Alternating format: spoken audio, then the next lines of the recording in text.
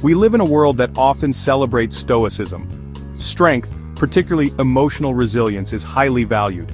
From a young age, we are often encouraged to hold back tears, to toughen up, and to not let our emotions get the better of us.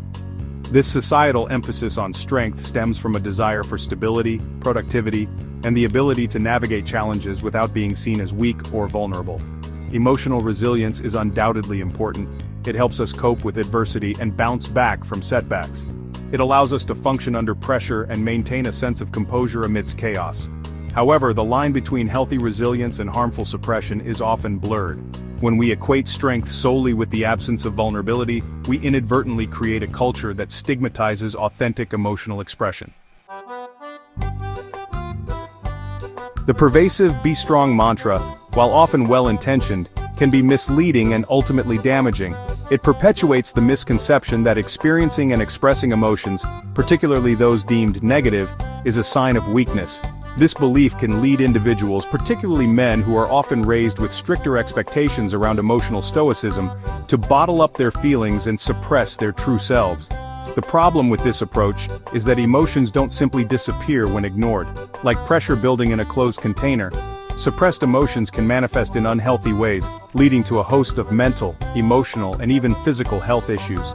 Moreover, suppressing our emotions prevents us from fully experiencing the richness of life, the joy, the sadness, the anger, the fear, all the raw and beautiful emotions that make us human.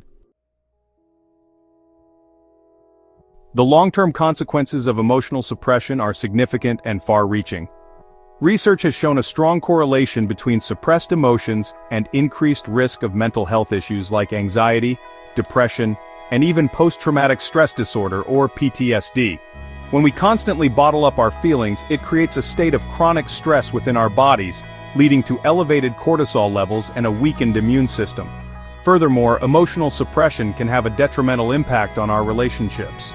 When we are unable to express our emotions openly and honestly, it creates distance and fosters a lack of intimacy. It hinders our ability to communicate effectively, resolve conflicts constructively, and build truly authentic connections with others. The key to breaking free from the shackles of the "be strong" myth lies in embracing vulnerability. Vulnerability, often misconstrued as weakness, is actually the birthplace of courage, connection, and true emotional resilience. It's about allowing ourselves to be seen, to feel our emotions fully, and to express them authentically without shame or fear of judgment. Creating a culture that encourages emotional expression requires us to challenge societal norms and redefine strength. It requires open conversations about mental health, normalizing seeking help when needed, and fostering environments where vulnerability is met with empathy, not stigma.